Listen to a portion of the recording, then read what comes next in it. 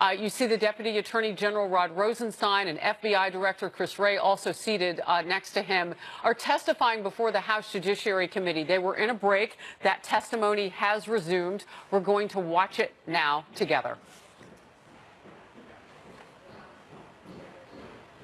The evidence you collected may have been corrupted or tainted or in any way influenced by the hatred, bias, or prejudice expressed in these texts. He repeatedly and unequivocally said no.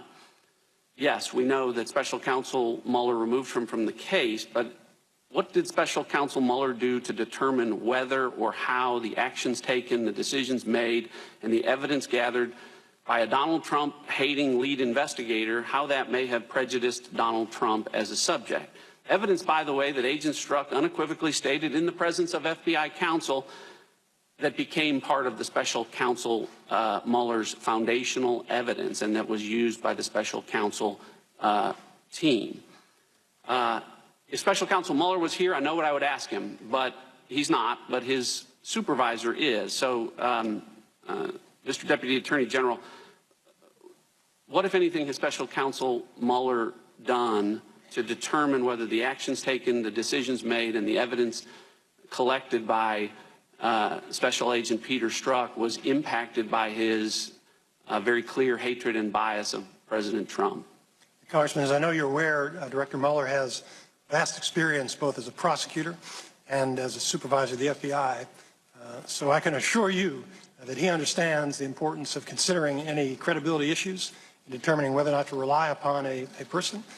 With regard to the... Well, so let me stop you. So what actions has he taken as his supervisor? Well, we're not going to talk publicly about the substance of the investigation. I don't want you to do that. Can you tell me whether you know he has taken steps to determine? Yes.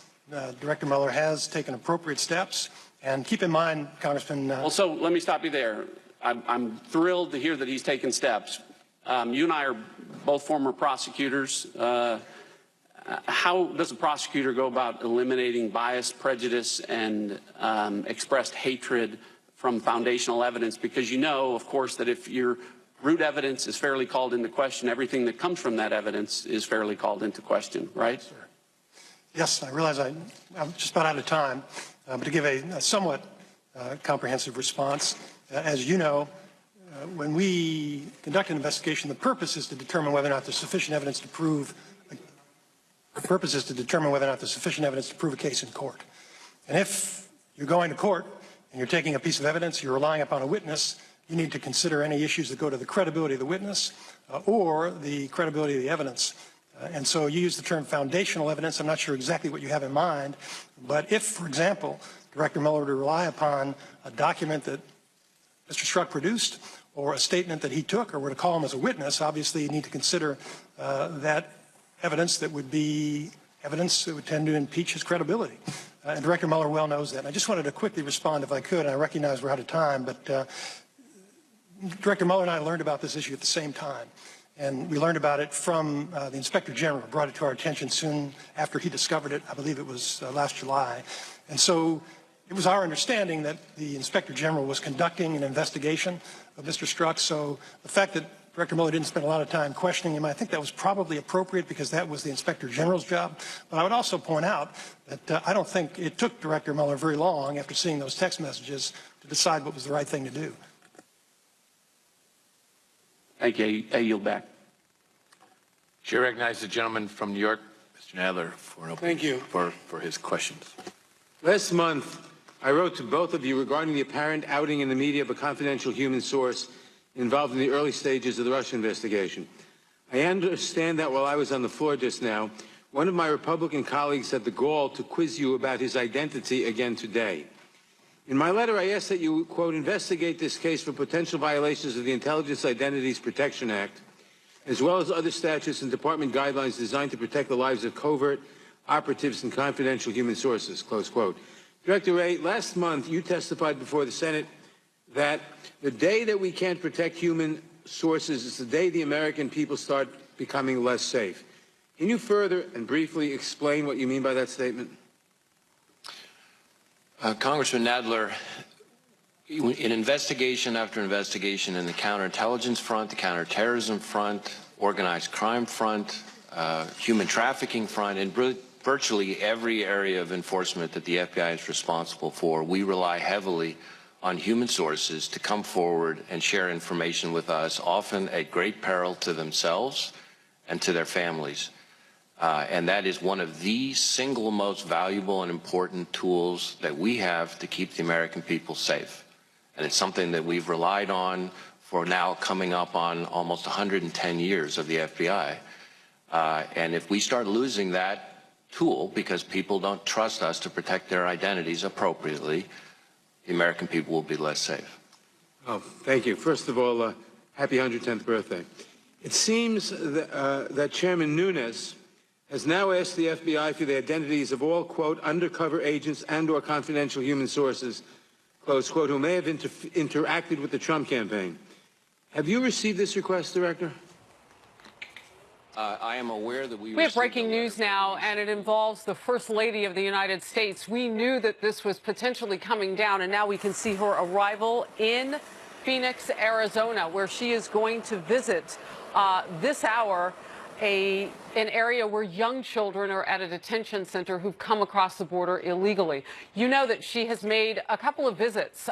She was down in McAllen, Texas last week during a rainstorm and flooding down there. She went to one facility and then left short of visiting the ICE facility on the border where they do intake and whatnot because of the flooding down there. Now she has gone to Arizona, where younger children are held, to see those conditions. And the First Lady has shown a propensity for asking some interesting questions while she's on the ground in terms of the livelihood and the care of the children in the custody of the United States. Mark Short is the White House Director of Legislative Affairs. And as this story is breaking right now, Mark, I'm glad you're here with me. We now see the First Lady exiting the plane. Tell me, if you will, her focus today as she has landed in Arizona. Well, Harris, I think that the First Lady is a phenomenal representative of not just the White House, but a great representative for the whole United States. And she's down there helping to draw attention to the plight we have at the border. I think that her concern, obviously, is the separation of the children from their parents, and has been an advocate to making sure we're reuniting them as fast as possible. One of the challenges we face as an administration that your network has covered is that with the most recent district court case in San Diego that says you must keep parents and children together, there's another law that Congress passed in 2008 that says after 20 days, the children must be released. So if you have to keep them together and you have to release them, the natural consequence is that families will be entirely released into the United States with an expectation of showing up for a court date to be adjudicated in the future. What that creates is an incentive for additional open borders. So it is a growing crisis on the southern border. We need the help of Congress to actually pass legislation that gives the administration the tools to make sure that these families are detained together as they go through the adjudication process. Yeah, you know, Mark, you lay out an interesting dilemma that maybe people aren't even aware of. They're not talking about it. I throw this into the mix for you as well. You know, some of these children, by the time they are released, their parents have already been booted from the country. They've been deported. What does the future look like for the thousands of children who need to be reunited, just based on what you're capable of doing right now as a federal government? Well, the federal government actually has a very a successful way of reuniting the families. But the challenge that we face is the law in 2008 was well intended. In many cases, children were being sexually trafficked across into the United States border, and they were victims. And so Congress said, let's separate them quickly and put them into HHS facilities for their protection. What that created was an incentive for coyotes and human traffickers to say, look, let's take your children and push them across the border because we can get them out of your country. And along the way, we find in many cases they're sexually and physically abused getting across the 1,000-mile journey to our border. It has created an enormous humanitarian crisis, and it's well intended, but the problem is we need to fix the law so that as they come across, we can keep the families and children together in detention centers as they go through the adjudication process. Right now, the law requires that you release them within 20 days. That adjudication process is not complete, so they're basically let go into American society, and rarely, about less than 10% ever get deported. And people in South America and Mexico know that. It's an incentive for them to push them across the border. You know, as you're talking again, we are showing our audience there. Melania Trump, our First Lady, has landed in Arizona. We understand and can confirm now with you, Mark, roundtable discussion she will be having at the migrant facility there in West Phoenix. As the news happens in just the next few minutes, we will show our audience that. But now that I have you with me, I have a couple of questions. First of all, Anthony Kennedy, as he leaves, I mean, you are already seeing a battle that Democrats are not going to work to confirm anybody. They're coming. They don't even know who it is yet. What is the White House plan for pushing through an eventual nominee? Well, Harris, I think that you can see from 136 judges this president's nominated for district court and circuit court judges the type of candidate we'll put forward. He's put forward a list of 25 that he's choosing from for this particular position. I think that American people can take great confidence in the way that Judge Gorsuch's confirmation took place, the way he's presented himself on the Supreme Court. The president's going to nominate another superior candidate. As you just said, though, the irony is that Democrats are preparing for an Armageddon in which they're basically saying, no matter who it is, we're going to resist and oppose, as opposed to saying, how can we present the American people a fair process that enables them to see the type of qualifications this candidate may or may not have. They're already denouncing, coming to conclusion before process begins that they will be opposed, and they're planning how they can stop it. Well, and it's interesting because you see some Democrats saying, well, they didn't push hard enough against Gorsuch, and so, you know, this is going to kind of be a stronger stand for them. Elizabeth Warren, though, of Massachusetts, said that she would wait to see who Republicans and the president put up. She didn't have a whole lot of confidence it would be, according to reports that I'm seeing, somebody that she could support. But it is interesting that she is putting that in the mix. Let's talk about the breaking news right now that's happening with Deputy Attorney General Rod Rosenstein and the FBI Director Christopher Wray on the Hill. It has been contentious at moments. What's your take on what you've seen so far? Well, I think that the president has continued to push for more transparency and for DOJ to share documents with members of Congress doing the investigations. But there's also, I think, what's coming to light for the American people when you talk about Peter Strzok, the lead investigator who was texting with his mistress, another FBI investigator, on the same case about ways to stop Donald Trump from becoming president of the United States. That is a harrowing incident that is unprecedented in American history. And so I think that people understand how biased the investigation was. You had the head of the FBI and Director Comey, who was intentionally leaking information to the press to bias the case as it was. There is all sorts of bias happening to try to stop this president from first being elected and then trying to impair the ongoing investigation. So some of that is coming out to light now. The president's anxious to share more documents with the American people so there's full transparency. Yeah, one of those points of contention, Representative Trey Gowdy said, finish it up about the Russia investigation. I want to give you a last word. Well, yes, I think the president and the vice president are making the case to the American people that this is now a year and a half going on. It's been tens of millions of dollars. There's no evidence whatsoever of Russia collusion. It's time to wrap this up for the American people so we can move on with business. Mark Short with the White House covering a little breaking news with the First Lady going to visit a migrant facility for children down in West Phoenix. We appreciate you being on board for many topics today, Mark. Good to see you. Harris, thanks for having me. Sure. Now let's bring in Fox News political editor Chris Steyerwalt. I like to say the Steyer is on fire, and we're glad to have him today. There's some things. It's so simultaneous, right? The news flow right now. So let's unpack it a little bit. Let's start with the Supreme Court. This was huge news yesterday, and the vitriol that was already dripping from both sides of the conversation hit us like a wall yesterday. What is the single takeaway that you see about Justice Kennedy exiting the Supreme Court? Well, an effort by Republicans to recenter the Supreme Court that started under Ronald Reagan, that really started 40 years ago and more after the Roe v. Wade decision, is going to bear fruit this year. They are going to get to the point where the center point on the Supreme Court, which once upon a time was Sandra Day O'Connor, which once upon a time, or today, is Anthony Kennedy, is likely, quite likely, in fact, to be John Roberts, a justice who would have been seen as very conservative 20 years ago, is likely now to end up as the midpoint, as the deciding vote on so many cases. And that tells you how far and how long Republicans have worked and how successful they have been at remaking this Supreme Court. So, you know, Chris, we're all covering in the news right now the fear that has been infused into the conversation from one side of the political aisle, saying you're going to lose things like abortion rights. Roe versus Wade may be tinkered with like 1,000 cuts, I've heard some say. What are the realistic areas that you think that a more conservative court would look at and want to change? Well, the biggest question is, more than anything else, what is the power of the executive branch, and do these regulatory agencies have the authority to come to the courts and say, we are speaking the truth, we carry the power of decision making, and coming almost like a prosecutor would in a case? What is going to happen if you have another conservative justice go on the court, or a justice more conservative than Kennedy? You have the possibility that the federal government standing, the executive branch standing on the Supreme Court, is going to be neutralized, and they will be just another defendant or just another litigant in the court.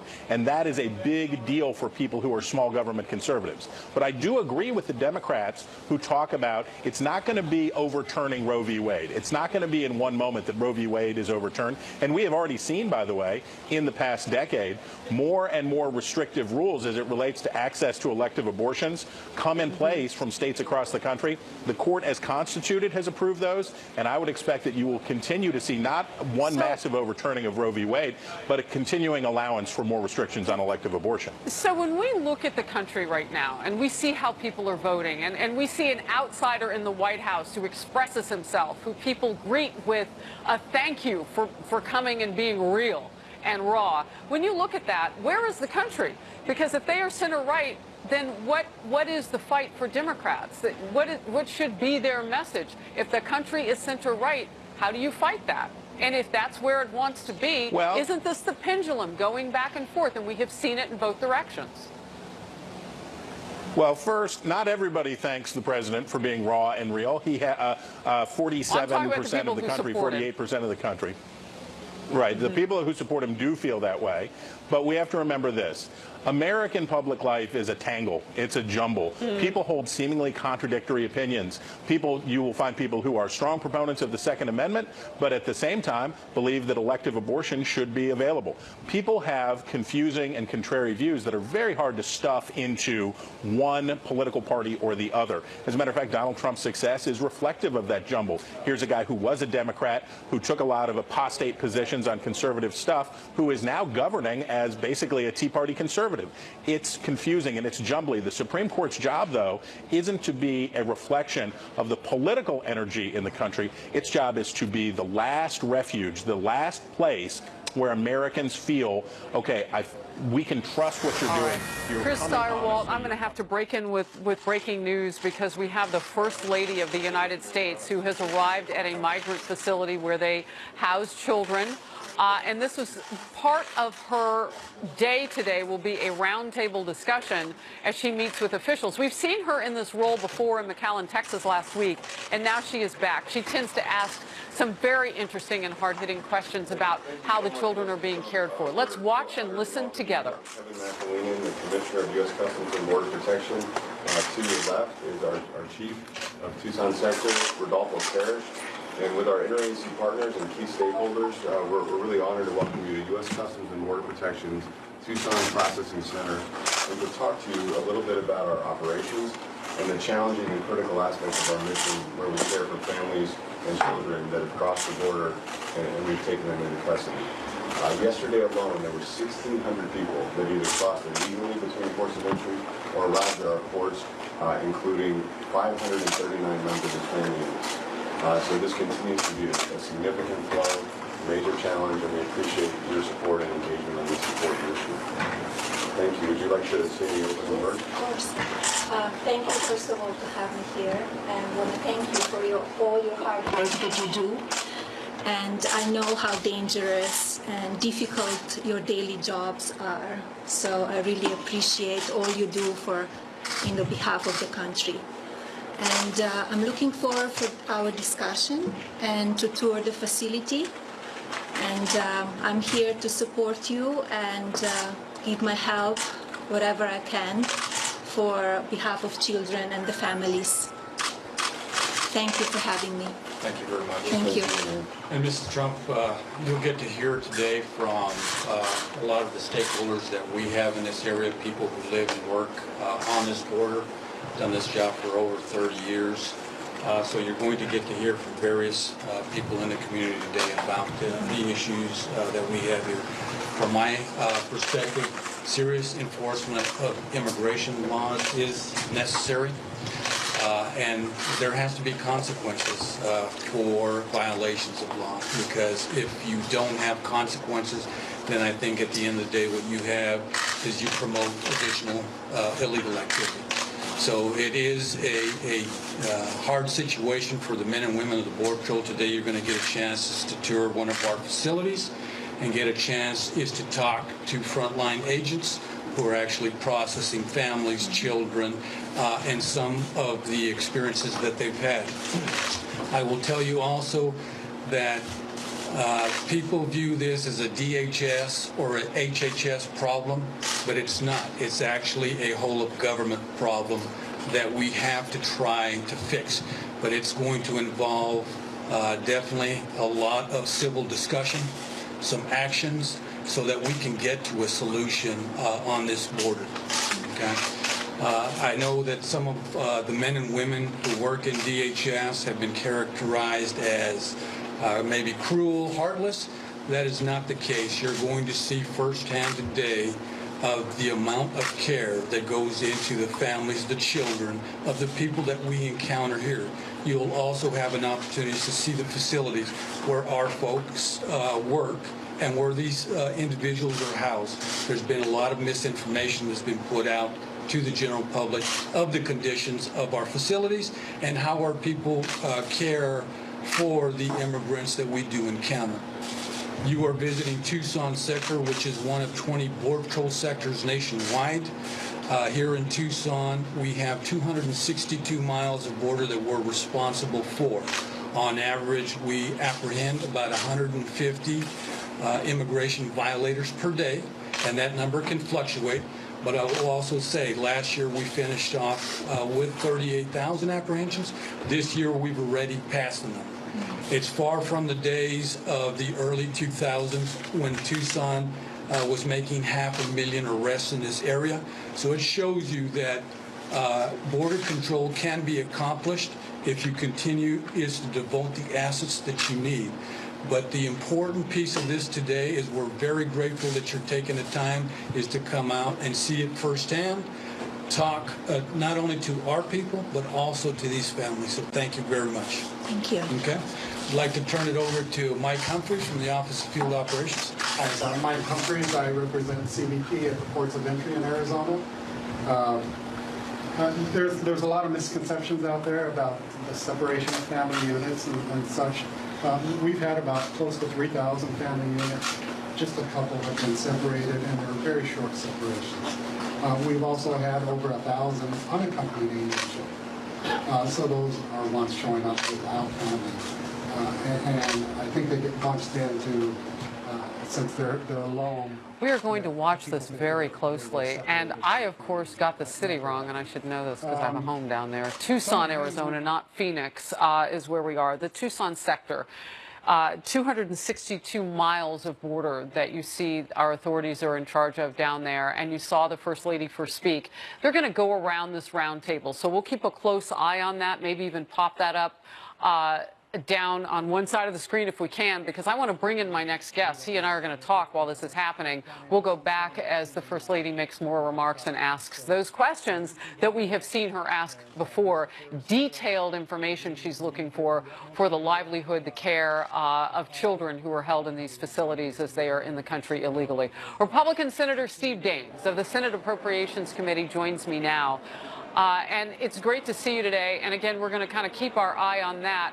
But let's talk just, if we can, first of all, and pause to the news of what's happening today and the fact that these facilities and what we're doing with children is in the headlines. And moving forward, what do we do?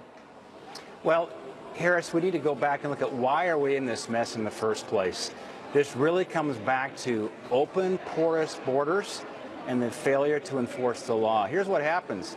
Those families that come across illegally, they're arrested, but with the catch and release, they get into the country, they phone back to Central America and say it works. And so it creates an incentive for these families to keep trying to come across the border illegally. It puts these children at great risk. I'm a father of 4 children. The images are heartbreaking. I think what these coyotes do to these children, the human trafficking, the drugs. They're dying literally in the desert. And so this is why we need to secure our borders. This is why the president is exactly right. That's where you start, because it's actually an act of compassion to secure our borders like most nations do.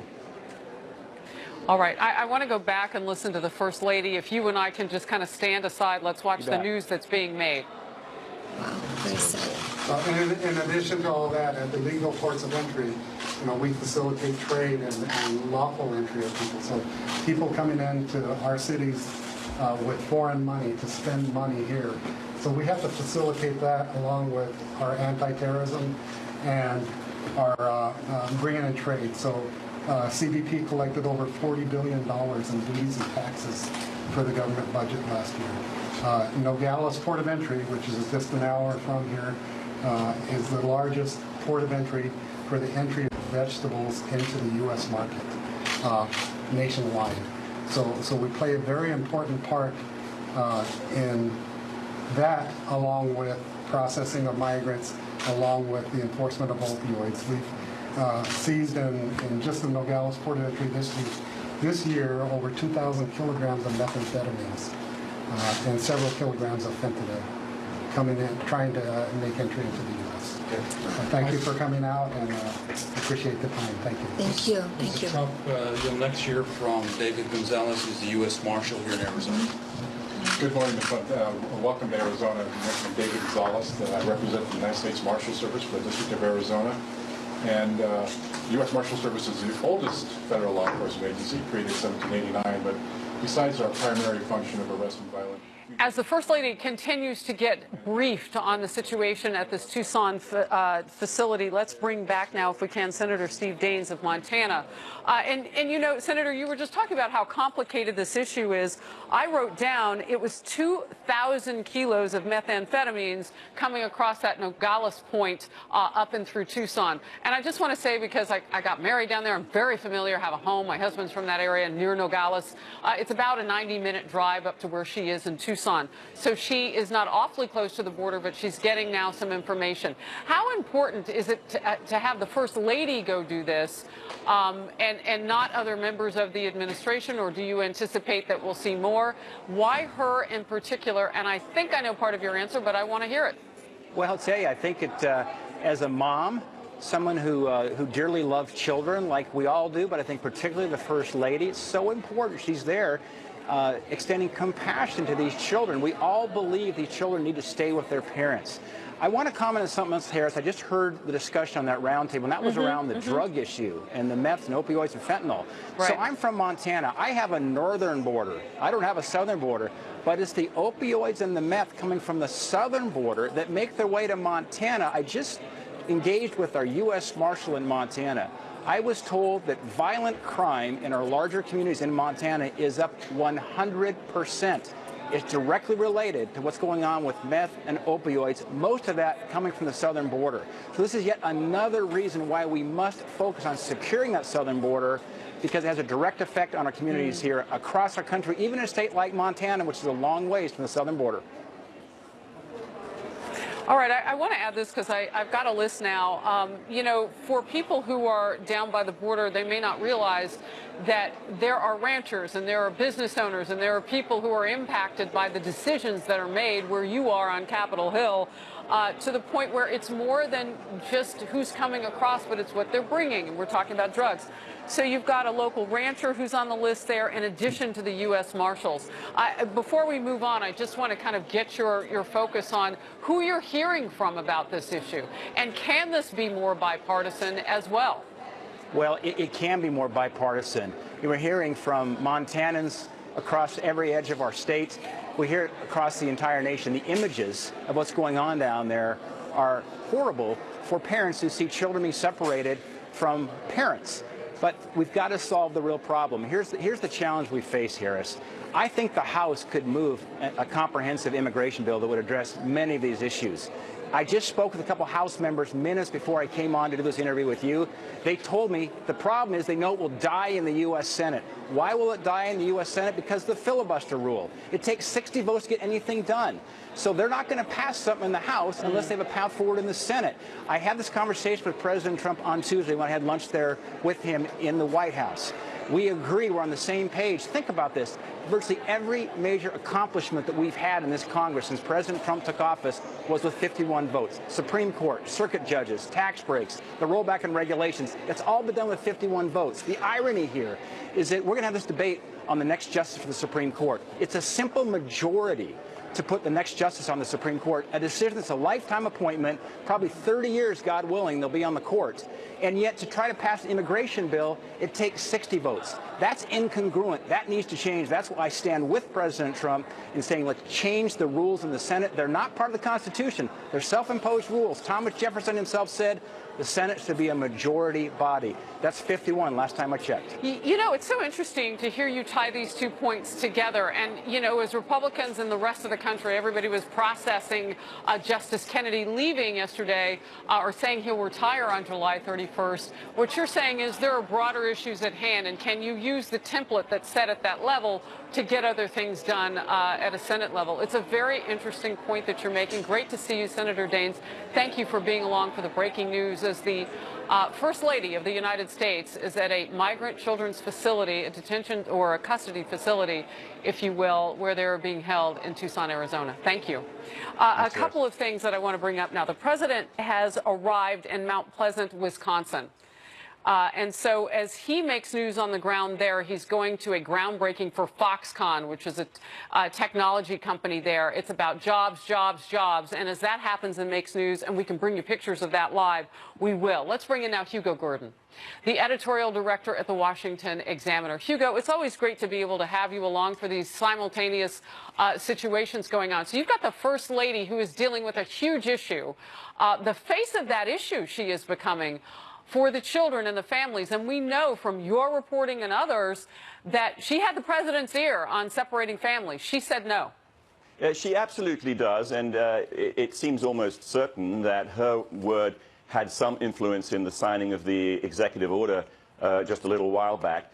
You know, one of the points that you made earlier, Harris, I think is a good one. You know, the president has a sort of rough and raw kind of persona, and he deals with this, and I think in tandem to some extent with the First Lady. If he's the bad cop, she's the good cop. If he's the rough and ready kind of aggressive guy dealing with this, she puts a more gentle, humane face on this.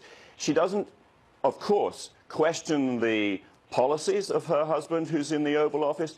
She doesn't go there to change the policy. But what she does do is show that even though the administration has this zero tolerance, and it really wants to make sure that it's enforcing the law at the border, at the same time, it has a compassionate face and is not just indifferent to the fate of children and families. Well, and in the last couple of days when we've heard and seen the president talk about this, he pushes back on the notion that the goal or that the level that anybody would settle for is to continue to separate families. So they are trying at the White House level. We had on Mark Short, legislative director, a little while ago on Outnumbered Overtime. And, you know, we were talking about just where you are in terms of, you know, shoring up the law to make sure that we are going forth, keeping families together, but also dealing with the wider aspects of securing the border. It's complicated. I want to talk just a little bit about the live pictures in case people are just coming in, Hugo. 1 second. Right. So we're going around the room here at this migrant children's facility in Tucson, Arizona. And the First Lady is learning who's in the room, U.S. Marshals, U.S. Border Patrol. You've got a local rancher there who can talk about what it's like to have people cross his land to get into the country, you know, where they can put some more border and fence line south and where they need to shore up with the human element of more Border Patrol, because you can't build a wall or a fence everywhere. The president has talked about that. So just to kind of look at those pictures. And at the same time, the president is landing, Hugo, with a dual message, a message that he wins on. The economy at Foxconn, that huge facility that's breaking ground, creating more jobs. What is the news being made today on the economy with that message in the president versus politically where the Democrats are? Well, the president has a fast-growing economy, which the economy has been doing well.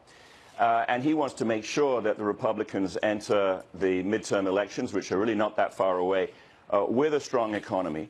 But he's also got a battle on this. I mean, ever since sort of mid-January, when he started talking about trade protectionism, tariffs, etc., the stock market has been pretty wobbly, and it's actually down for the year, or it's just about even slightly down for the year. You know, and that's a leading indicator for where the economy is. So there's some question at the moment about where the economy is, and he has to make sure that he's rallying the country behind the Republicans, behind his economic policies, and that's what this sort of visit is about. It's about the creation of jobs. And it's particularly timely, of course, because it's only a few days since Harley-Davidson said that it was going to be moving some of its production overseas, which means some losses of jobs here, almost certainly. You know what's interesting, too, about that with economic experts I've been talking with? There is a period of time that you kind of have to let things settle and see where they go. The movement on the stock market has not been huge, and you're not saying that it is. But I'm just curious, will companies kind of wait and see? I mean, I know Harley-Davidson says it won't. You saw the president calling on them, wait a minute, what are you doing? This is just taking hold. Well, yes. You know, the thing about Harley-Davidson is that a lot more of its sales have been overseas anyway for a while. And, you know, people were commenting that actually the move that was announced just the other day was going to be announced anyway. But nevertheless, there is concern about trade war. There is concern about retaliatory tariffs. And, you know, the history of those things is that they are damaging and jobs are losses. Jobs are lost. So, you know, the Democrats obviously want to go into the election with more and more questions about the economy being raised, and you know, they will press that issue. Yeah, I always ask, you know, just show the evidence of things as they are happening, and we're not seeing a trade war. So I'll just continue to ask the questions as the journalist. Hugo Gurdon, great to see you with the Washington Examiner. Thank you. Thanks very much. Fox News Alert now, eyes on Capitol Hill. This is what we've been showing you today, this hearing. FBI Director Christopher Wray, Deputy Attorney General Rod Rosenstein taking questions from members of the Senate Judiciary Committee. Earlier today, GOP Congressman, or House, I should say, Congressman Ron DeSantis demanded answers on why the Justice Department failed to turn over text messages from FBI agent Peter Strzok, saying the president would not win the election because, quote, we'll stop it. What was their plan? Watch. What I can assure you... So let me just ask this then. If I could just explain, sir, I want to assure you and the American people, we're not withholding anything embarrassing. The message was not in the original material that the Inspector General... He found these messages. Right, so you guys didn't find it. And it got contentious. Tensions rising between Rosenstein and Republican members of the House. House lawmakers voted earlier today to approve a resolution demanding the Justice Department comply with congressional subpoenas for documents by the end of next month. Joining me now with more on this, Republican Congressman Chris Stewart, a member of the House Intelligence Committee. This got really chippy today, as we say in hockey. What are the points of news, the headlines that you're seeing here? Well, it did get chippy, and it should be chippy. Oh my gosh, can the FBI or DOJ make it any more frustrating? Can they make this any more longer and painful than they have? And it's completely unnecessary. So there's a number of lawmakers, myself included, who for a long time have been saying, look, we're not asking for something unreasonable here. We're asking for just pure accountability, that we have a responsibility to provide the American people. And yet, like I say, it's like a death by 1,000 cuts to get Mr. Rosenstein and unfortunately Mr. Wray in some cases. You know, Congressman Stewart is, and you and I have talked about this before, but now it's full front and center. You've got Rosenstein, you've got Wray. I mean, you know, Wray is somebody the president supported. Why is it so difficult? I mean, not to pull politics into this, but just negotiating document releases and FISA applications. Why is it so hard? Well, I think at the end of the day, and this isn't very difficult, at the end of the day, it's because they are embarrassed by their activities. And in some cases, I think they're trying to obfuscate or to at least make it very difficult for us to what we believe is actually in some cases illegal activity. And that's just the simple explanation, but it's also the truth. And let me give you a real quick example of that. I mean, just one example. We had some material provided to us, a page and a half or so was redacted for issues of national security. And then when we finally get that information, it's about paying $70,000 for a conference table. It had nothing to do with national security. It was just embarrassing to them. That's one small example, but it's not an important example. The far more important examples are these meaningful questions about how they conducted their investigation, and yet they hide and they delay, and it's kind of like hide the bunny.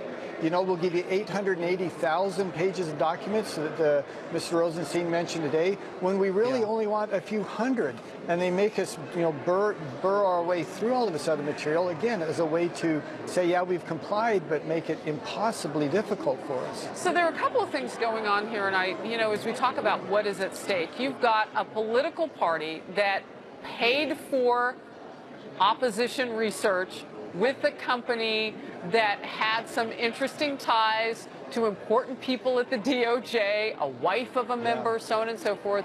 You've got an FBI, 2 agents with their hands all over a couple of investigations. One, the Hillary Clinton email investigation. Did she get special treatment because of what they were carrying out? And also their text messages going back and forth, showing us clearly that they had a plan to keep the president out of the White House. So as we watch this today, what do you want to see asked? I mean, I know you're in House Intel, and you guys are perched watching the Judiciary Committee today. What are you watching for? Well, there's a couple things. One of them is, you know, we've been told again and again and again that this inquiry into the Russian supposed Trump collusion started at the end of July. And if that's true, then let us understand this. Did you run informants into the campaign previous to that? Because there's certainly indications that they did, and not just one, but perhaps several, maybe even many. And if you were doing that previous to July, on what basis were you doing that? Show us the evidence. Show us the concern that you had. And that's the thing that we're focusing on now, and that's very important. For one thing, does it show that they've been honest with us? And the second thing is, if everything they've told us up to this point isn't true, and they had information previous to that, once again, what was it, or was there any? But, you know, if I could just make this kind of general observation. We can't live in a country where we give the Department of Justice enormous power, and especially into something like an opposition political campaign, and say, go do what you want, send spies, eavesdrop, listen to messages, and read text, and then don't come tell us. We don't want to know. No one wants to live in a country like that, that you would give them that kind of power and no accountability, especially, like I said, into a political campaign, a presidential campaign. All we're asking is that they be honest with the American people. You know, I have to be honest, as we watch this and I see on social media, people don't understand, is this the way you get information? They see hearing after hearing, deposition after deposition. Some are private, some are full-blown public like today. And the question is, will there ever be accountability? Congressman Stewart, thank you for being with me for this. We'll continue to bring you live all of the action that happens on Capitol Hill today with that hearing with Rosenstein and Christopher Wray of the FBI. Rosenstein, of course, of the DOJ. Let's look at something live right now. So the President of the United States has landed in Mount Pleasant, Wisconsin. Remember previously we were talking about jobs, jobs, jobs being the focus. Hugh Gurdon was here, and we talked all about the focus now of the President. Foxconn, this technology company, he tweeted out, the President, 15,000 jobs. They are groundbreaking today. His remarks from the President coming up. Stay close. News alert, we are awaiting the President to share his remarks. He has now already held the groundbreaking event at Foxconn, and now he is touring that technology facility in Mount Pleasant, Wisconsin. The focus today is on American jobs. He said in a tweet about 15,000 of them here. This rides opposite of Harley-Davidson, threatening to move its facilities or jobs out of America, if you will, because of tariffs. And this president's idea for forcing the economy to be more reciprocal with those who we do business with around the world. And so now we see the president celebrating and being very present for the creation of what could definitely be thousands of jobs for Americans. This facility, again, in Wisconsin, Foxconn is known for its electronics devices. So this would be a new electronics plant. The president expected to also not just talk about this plant and how it fits in, but talk about the wider prospects for the American economy right now. We are in the lead up, if you will, to a huge discussion in this country as voters go to vote for members on the Hill of the midterm elections. It is a point where the two parties politically may not be yoked on the economy. What will Democrats have to say about job creation? The president here walking out. Let's bring in our power panel now. Let's listen first. But this is one of the largest developments ever built in the world, 20 million feet plus. It's an incredible achievement for Wisconsin, and the product they will make here is like nothing else we've ever made in our country. Mr. President, now that we've shown you the vision, I'd like to introduce you to some of the actual talk about firsthand some of our line here. All right. As sometimes happens with our President Trump, what he will do is he'll speak extemporaneously at a point where sometimes the microphones weren't quite close enough there, but you could hear some of what he said. They're making a product like never before here, and they're asking him now to go get set up and get introduced for his remarks. So we'll continue to monitor this as the mics come up and we can listen. We certainly will. Let's now bring in my power panel. Founder of Run for America and progressive commentator David Bernstein is here. Executive Director of America Rising PAC, Alexandra Smith. Alexandra, this is a winning conversation for the president and for America. The Dow, we haven't looked at to see if anything like this would ever make it move, but we know Americans' pocketbooks move when jobs are created. Your thoughts? Absolutely. The job numbers and the economy numbers could not be better for the president, especially going into midterm election. When we're talking about GDP growth, when we're talking about wages and the number of jobs that are available out there for people, I think a lot of that can be attributed to the Tax Cuts and Jobs Act that the Republicans in Congress and the president worked so hard to pass. And that, unfortunately, so many Democrats in states that he won in 2016, senators like Claire McCaskill, senators like Bill Nelson, voted against. So I think that their constituents are absolutely going to be holding them accountable for that come November. Yeah, Missouri, Florida. You know, David, it is interesting. Sometimes this president doesn't get credit for the job creation now, and that it was somebody else's, the previous president's economy. All of that aside, there are some bright and shining spots right now. We have more jobs than we have people applying at this point. Yeah, the economy is doing well, and I think this fall the voters are going to look at that as they look at who they vote for. But I think the question is, do we want just tax cuts, or do we want to actually invest in what's happening to the people in this country who are really hurting the most? And to be honest, if we look at the long-term trajectory, most economists agree that we're headed into a recession sometime in the next 2 years, and that doesn't really have anything to do with who's president. And the question is going to be, can this sort of laissez-faire approach actually hold through that, or do you actually want people who are trying to figure out how we actually create new jobs for people over the long term as opposed to give people short-term tax cuts? I want to be able to give Alexandra just a couple minutes, a short time to respond to that and tell everybody the picture gets kind of wild because the president is now being walked to an area where his remarks will be live right here on Fox. Alexandra? Yeah, I mean, look, I think that coming into the midterm elections, the strongest indicator of how well Republicans will do, particularly with independents, is how well the economy is doing right now.